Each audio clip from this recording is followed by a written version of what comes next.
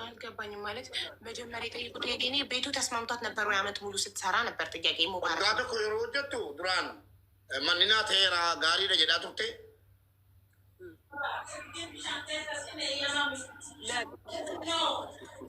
ለጨቀጨቁ ነበር። በምን ጉዳይ ነው የሚጨቃጨቁ? ጉያ ቶኮ ሞ ነበው ጌሱ ነት ጩፈኔ ተልካን ቶኮ ጉያ ቶኮ ጩፋኖሌ ይጨቀጭቁኛል፣ ይጣሉኛል። ምንም ተስማምቷት አይደለም እዛ የሰራች የነበረችው ለወንድሞቿ ስደውል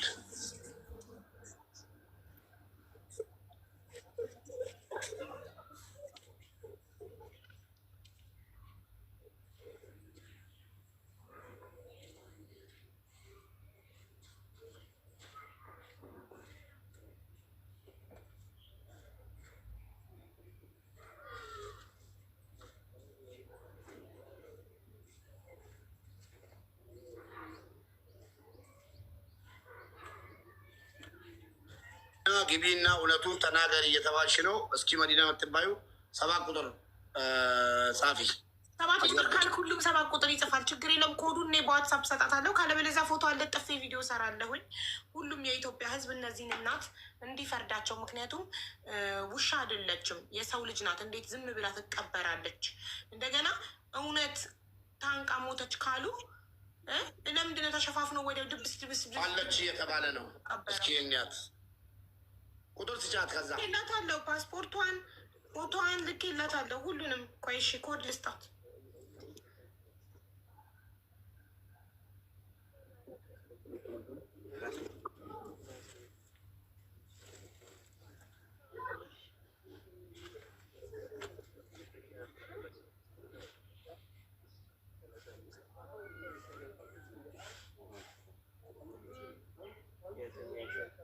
እዚህ ጋር እያስቀረህ ነው ምናምን የምትሉት እኔ እናትየውን ተክቼ ራሱ ማውራት እችላለሁ። ይቅርታ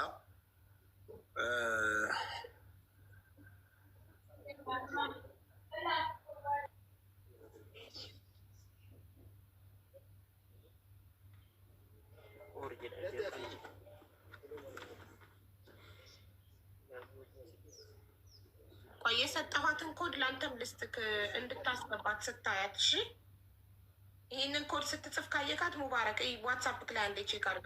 ይህንን ኮድ ስትጽፍ ካየካት አስገባት። ፕሮፋይልሽን ላኪ ብዬታለሁ።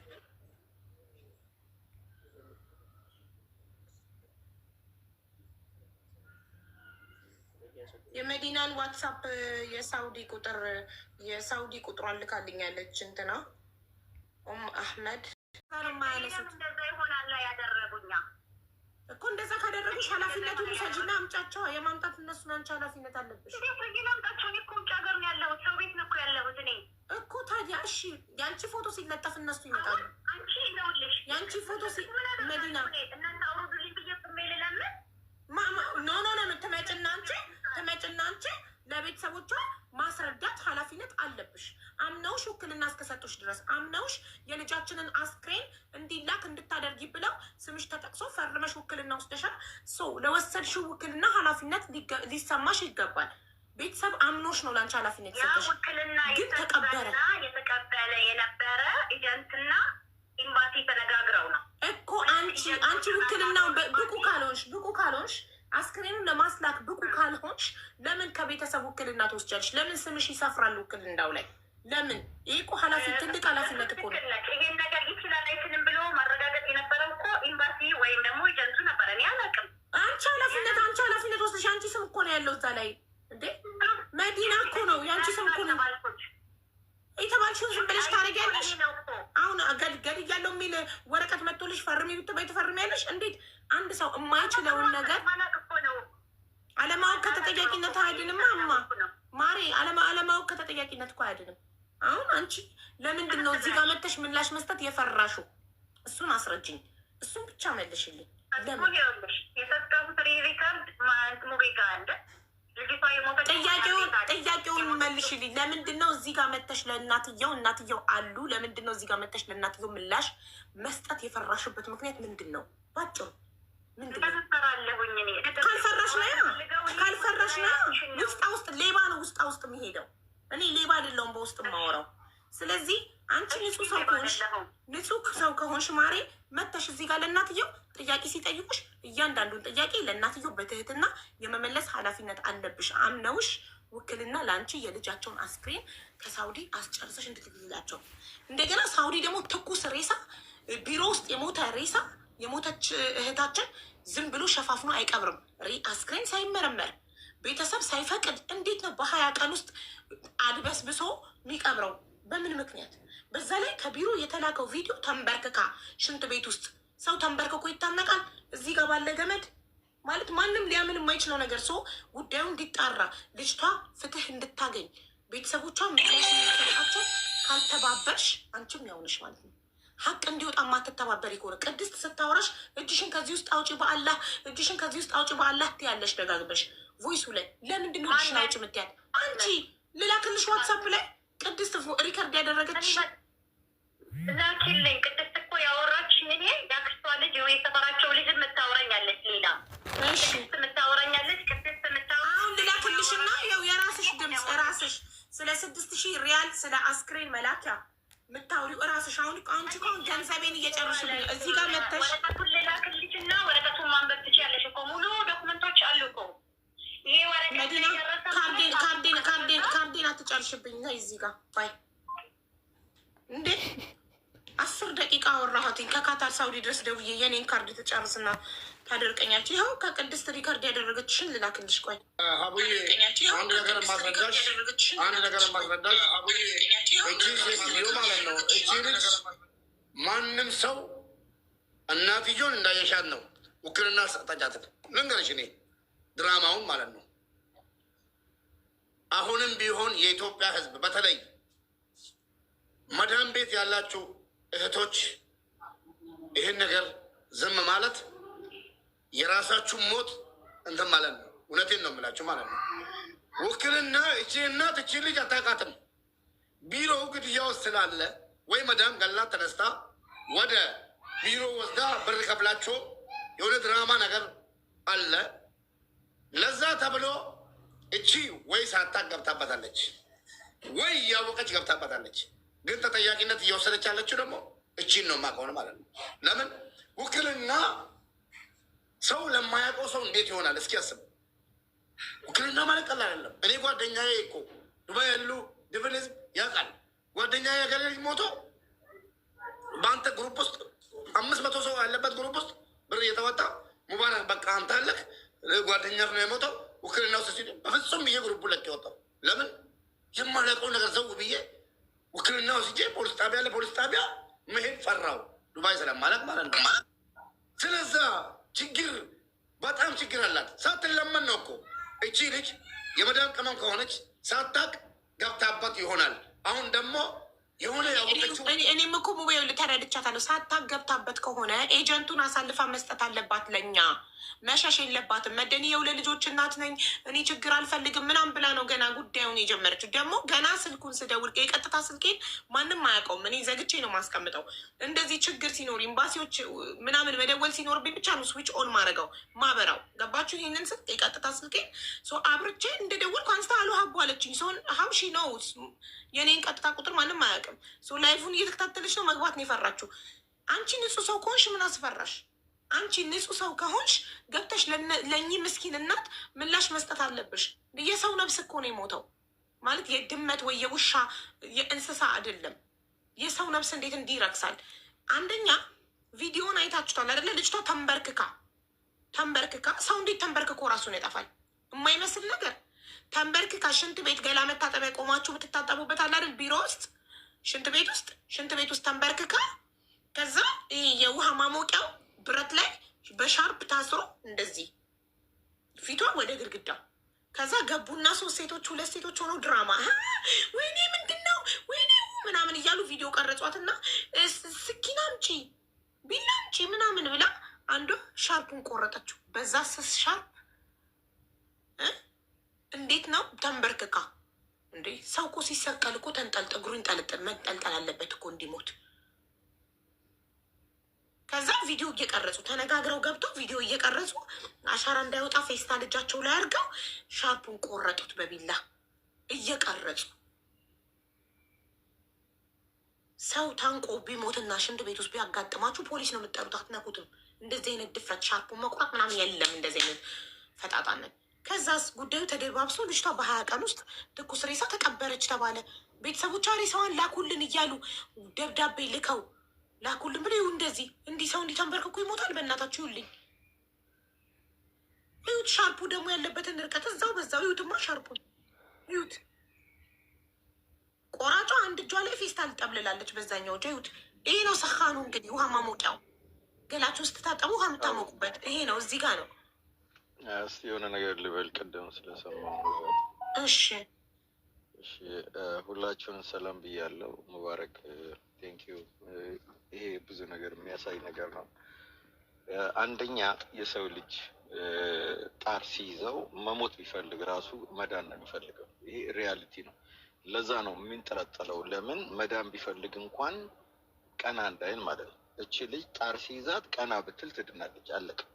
ጣር ሲይዝ ማንም ሞትን አይመኝም። ሞትን የሚመኘው መጀመሪያ መከራውን በሚያስብ ሰዓት ነው።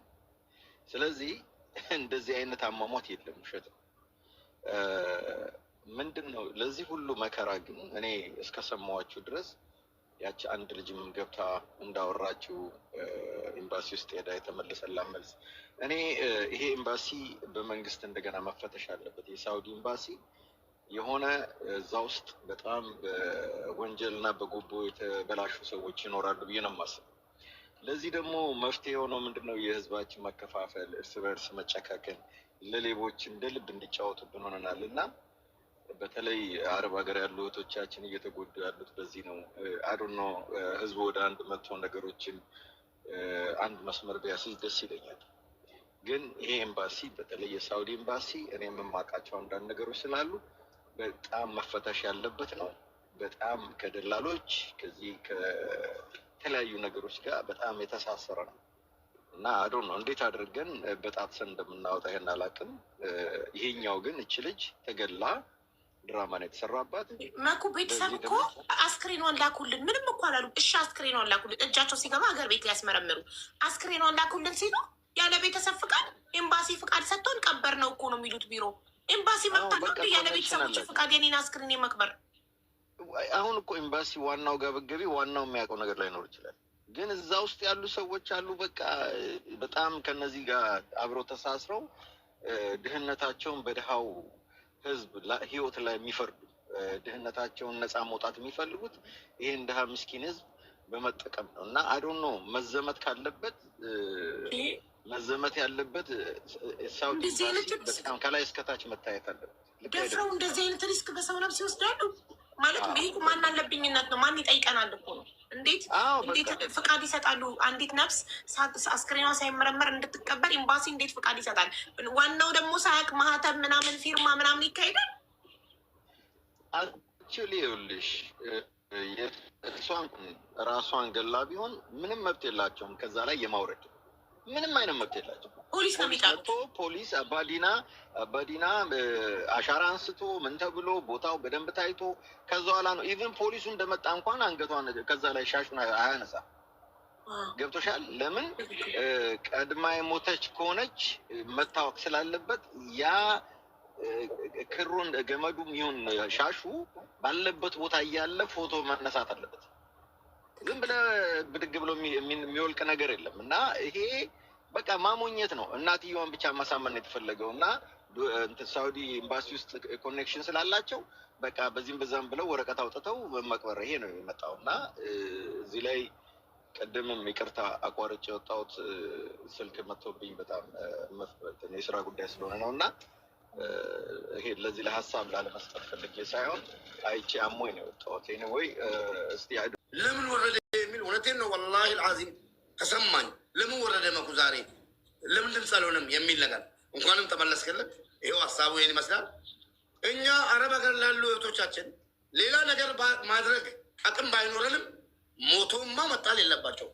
እንዴት እንደሞቱና አስክሬኑ ቤተሰብ ለፈለገው ባለን እንሸኛለን። እኔ ኃላፊነቱ ወዛለሁ። እኔ አሁንም ቢሆን ተስፋ እየቆረጥኩ አይደለም። አቡ ጠንከር ብለሽ ያዥልን። እዚህ አምባሳደር ጓደኛዬ ነው አናግረዋለሁ እንጂ እንዲተባበረን ማለት ነው። ሌላም ቦታ የምናውቃቸውን አምባሳደሮች በስልክም በምንም እናናግራለን፣ የሳውዲንም ማለት ነው። ይሄ የተሰራባት ድራማ ውጭ ለውጭ እንደዚህ እያለቀሰች አስክሬኗን ስጡኝ፣ አስክሬን መቀማት። እቺ መዳም ቤት ያለች አንድ ነገር ደግሞ መልዕክት መጥቷል። አቡዬ መዲና መታ ምላሽ መስጠት አለባት። ፎቶዋን አድርገው ባክግራውንድ መዲና መታ ቅድሙን ድምፅ ክፈች አለችሽ። የሆነ ሰው ስም አትናገሪና አለችሽ። ድምፁ የላከችልሽ ልጅ መሰለች። ድምፁን ክፈችውና በደንብ እስኪ አዳምጪው። ቢሮዎቹ ሚዲያ ላይ እንዳትወጣ አስፈራርተዋል የሚል ነገር አለው ነው ምናምን የምትለኝ። ድምፁን እኔ እኮ ሳወራት እኮ ገባኝ እንደፈራች። የሁለት ልጆች እናት ነኝ፣ ችግር አልፈልግም ምናምን። ታዲያ እሷ ችግር ባለመፈለግ የሰው ሬሳ እንደ ድመት ሬሳ ዝም ብሎ መቀበር አለበት እንዴ? እንዴ ይኸውላችሁ አሁን እኮ ይኸው መታሰብ ያለበት ሬሳውን ስጡን አይደለም።